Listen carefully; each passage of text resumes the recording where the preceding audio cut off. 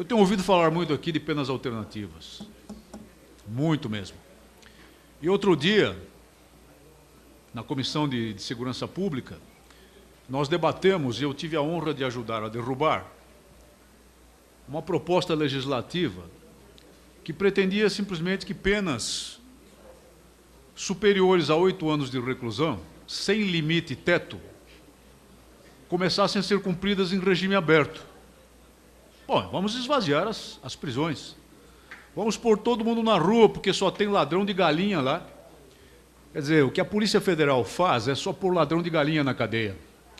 O que a Polícia Militar do Estado de São Paulo faz no seu trabalho, que hoje é bem harmônico com a Polícia Civil e com a Superintendência de Polícia Técnico-Científica, é colocar 145 mil a 150 mil ladrões de galinha na cadeia.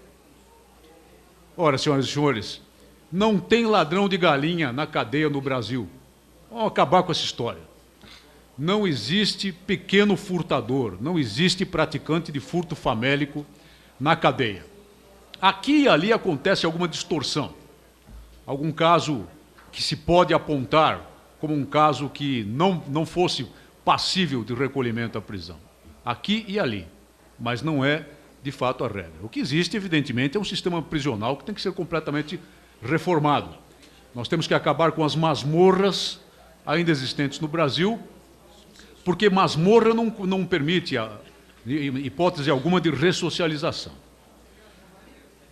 Outro dia, 3 semanas atrás, uma juíza federal da primeira vara criminal, primeira vara da Justiça Federal Criminal de São Paulo, proferiu uma sentença de absolvição em relação a 2 surinameses que tinham sido presos numa operação em março de 2008 da Polícia Federal, com um brasileiro, empacotando, embalando para posterior distribuição a módica quantidade de 2 toneladas de cocaína.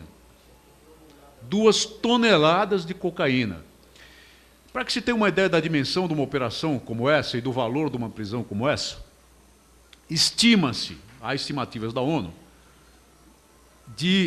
em 104 toneladas anuais, a produção de cocaína da Bolívia para o Brasil. A Bolívia é um dos maiores supridores da destruição e da morte aqui no Brasil, e também do ponto de passagem do Brasil para a destruição e a morte na Europa, nos Estados Unidos. Isso aí é aproximadamente 2% da produção anual de cocaína. Essa foi a prisão efetuada pela Polícia Federal. Bom, por que a juíza proferiu sentença de absolvição? Ela disse que não havia testemunhas. Não havia testemunhas. Ou seja, ela repeliu a validade do testemunho dos policiais federais que efetuaram aquela operação. Ela não reconheceu aos policiais federais valor como testemunhas. E isso tem sido recorrente não só nos processos crimes da Justiça Federal, mas também acontece com muita frequência no Estado. É claro que já é superado pela jurisprudência, derrubado, destruído, mas essa autoridade judiciária tem a coragem de proferir uma sentença como essa. Um fato como esse só pode desalentar quem combate o crime. Só pode desalentar quem combate o crime. É preciso que haja um sistema funcionando harmonicamente, não só no nível policial, e aqui eu repito as palavras do Dr. Luiz Fernando Correia, não só no nível policial.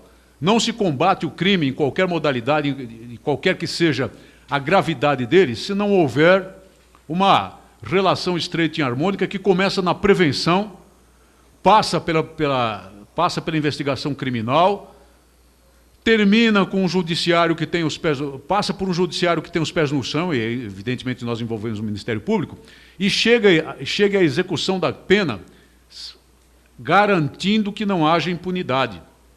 É isso que tem que ser feito para funcionar. E não vai funcionar enquanto houver uma juíza que diga que o testemunho de um policial federal não é válido. O policial federal pode se desgastar numa campana dos infernos. Pode deixar família às 3 horas da manhã para executar uma operação policial. Pode se arriscar a tomar um tiro na cabeça naquela operação, mas não vale, o testemunho dele não vale. Na prisão que ele mesmo fez. Isso é um absurdo. Isso é um descalabro. Penas alternativas nós já temos em excesso. Esgotamos o modelo de penas alternativas. Não há ladrão de galinha na cadeia. Nós temos que refletir muito sobre a evolução e o desenvolvimento do modelo policial brasileiro, sem dúvida alguma. E temos que investir muito no modelo policial, no que toca à formação, para padronizar a formação do policial brasileiro, seja no estado do Piauí, do Sergipe, do Maranhão, do deputado Domingos Dutra, em São Paulo ou o policial federal. Padronizar por cima, pelo melhor, o máximo, o mais elevado patamar que seja possível obter com o valor humano envolvido e com os recursos existentes hoje no país, que são muitos. Nós temos que trabalhar contra o crime organizado, envolvendo todas as instâncias governamentais de combate ao crime organizado. E, por outro lado, evidentemente, sim, nós temos que trabalhar paralelamente naquilo que é essencial, que é estancar as causas. Porque a força policial, em qualquer nível, trabalha nos efeitos.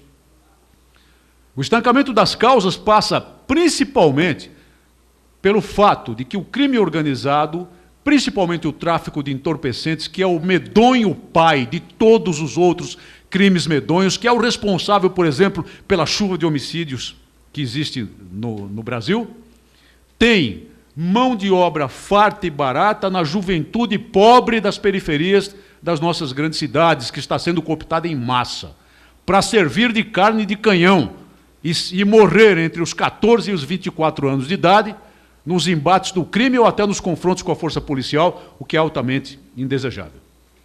Se nós não estancarmos esse processo, e aí não se venha dizer também que isso se resolve meramente pelo emprego, ou mesmo pelo pleno emprego, porque não há como competir com a oferta de uma oportunidade para um jovem como gerente de boca de faturar $2.000 por semana no morro do Rio de Janeiro, com qualquer tipo de emprego formal que haja. É só o resgate de valores, a recuperação da família, a recuperação das bases da nossa nação, que foram muito seriamente comprometidas nas últimas décadas, que pode propiciar esse efeito. Mas, ao mesmo tempo que nós, com uma mão, lutamos por esse objetivo, que é muito mais importante, porque é para o futuro, nós temos que, com a outra mão, continuar a oferecer aos que combatem o crime instrumentos necessários e suficientes para essa finalidade. E o dever desta Casa de Leis e o dever do Senado da República é oferecer esses instrumentos e não trabalhar na leniência, na frouxidão da lei penal, da lei processual penal, da lei de execuções penais, como é uma tendência que eu vejo nesta casa pelas muitas iniciativas que circulam por aí. É preciso, por um lado, tratar de estancar as causas e, por outro lado, oferecer instrumentos para combate aos efeitos. É aí que se insere a Polícia Federal, é aí que se inserem as polícias estaduais, é aí que se insere o papel complementar das guardas municipais também. O papel do município está muito mais seriamente ligado e vinculado à prevenção primária e, portanto, às oportunidades aos jovens para diminuir o efeito do canto de sereia do crime organizado, do que pensar em ter forças policiais municipais. Embora esse modelo, evidentemente, tenha que ser discutido com muita profundidade aqui. E, principalmente, é necessário que as pessoas tenham consciência disso. E é necessário que os brasileiros tenham consciência de que, sendo o tráfico de entorpecentes o principal crime hoje, o pai de todos os crimes, não dá para continuar a passar a mão na cabeça do usuário. Porque o usuário é o alimentador do tráfico de entorpecentes. O usuário é o mercado que propicia a existência desse comércio paralelo, que muitos anseiam aí que seja regular, para logo mais nós termos os grandes empresários da cocaína, os grandes empresários da maconha do Brasil. Nós temos que fugir das falácias.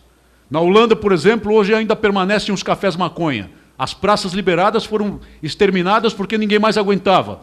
E nos cafés maconha, hoje é proibido fumar tabaco. Sabe por quê? Porque cigarro faz mal à saúde. Tabaco faz mal à saúde, maconha não. Essas falácias desse tipo, falácias importadas desse tipo, nós temos de repelir e dar força àqueles que combatem o crime. Evidentemente, Um dos aspectos é, sim, o combate à corrupção policial. A corrupção existe em todos os níveis, em todas as instâncias, em todas as instituições. Mas é claro que o combate à corrupção no meio policial, em todos os níveis, é extremamente importante também para a obtenção desses resultados. Mas nós precisamos parar de sonhar, precisamos parar com devaneios, trabalhar com a realidade e com os pés no chão e utilizar a lei em favor daqueles que combatem o mal. Muito obrigado por sua atenção.